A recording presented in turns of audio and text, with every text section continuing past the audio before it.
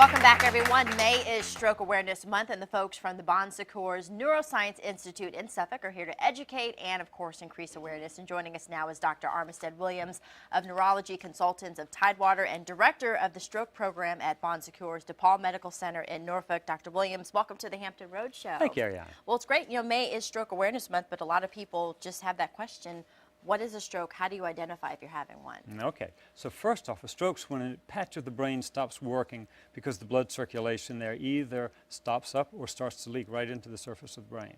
Interesting. So symptoms, how do you identify if you're actually going through a stroke and having one? So sudden change, either heaviness of an arm, clumsiness of one arm, numbness down one side of the body, loss of vision, change in your talking, change in your walking.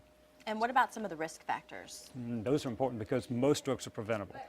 So the big five are high blood pressure, the irregular heartbeat called atrial fibrillation, cigarette smoking, diabetes, high cholesterol. So like smoking and all of that, that's controllable. That's controllable. You can fix those. And if you work with your doctor, they can say, what's your best program to prevent having a stroke? So if you have a family history of this, is this something that you should be concerned about? Absolutely. Okay. And you'd say, am I smoking? What about my blood pressure? Am I controlling that? What's my cholesterol?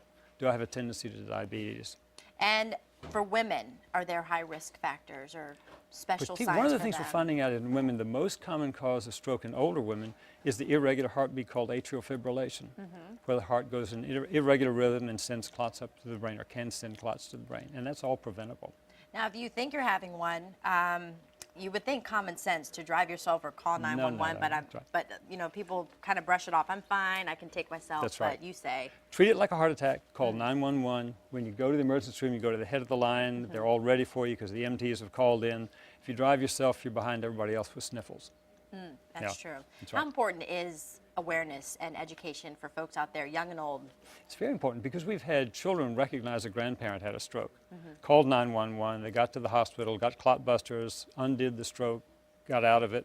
It's very important to be able to recognize it in someone else. And when a stroke happens, are some more severe than others? Right. Some what's of them the are just recovery time like and all that? Some of them just a mild clumsiness. If you get to them early, start treatment early, find out what's the cause, get rehabilitation going. You can be better by the time you leave the hospital. Most people with a big stroke have to do some rehabilitation, some recovery that takes a while. And you had talked about, you know, smoking. Those are obviously things that you can control, but some of those uncontrollable ones like high blood pressure, does maybe getting healthy, and does that help decrease the risk? Exercising, losing weight. The blood pressure, you get the blood pressure down, you cut the risk substantially. Even 10 points. Really? Yes, Wow. it makes a big difference. What's the likelihood of, if you have a stroke, having one again? Oh, maybe 10 or 20%. So you want to find out why, you know, for me, why did I have it? Not just take an aspirin, but what were the things that caused me to have it so you don't have it again?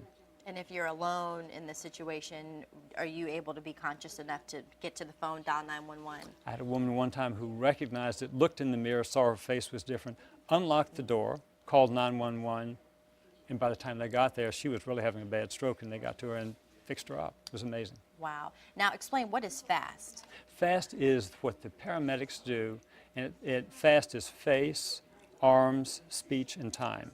So you look at your face in the mirror and say, smile for me, and then hold your arms out and see if one arm starts to drift down like it's weak.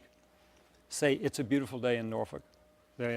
Just listen to the speech and then mark what time it is, because you want to be there within the first hour to get this stroke undone. That is actually a really, really good way to remember it. FAST. Think quick and on your feet and good things. Yes. All right, well, some great information. We appreciate it, Dr. Williams. Bon Secours Neuroscience Institute. You can always go to the website, bshr.com/neuro. The phone number is 757-541-1110. Dr. Williams, thanks so much. Thanks for having me.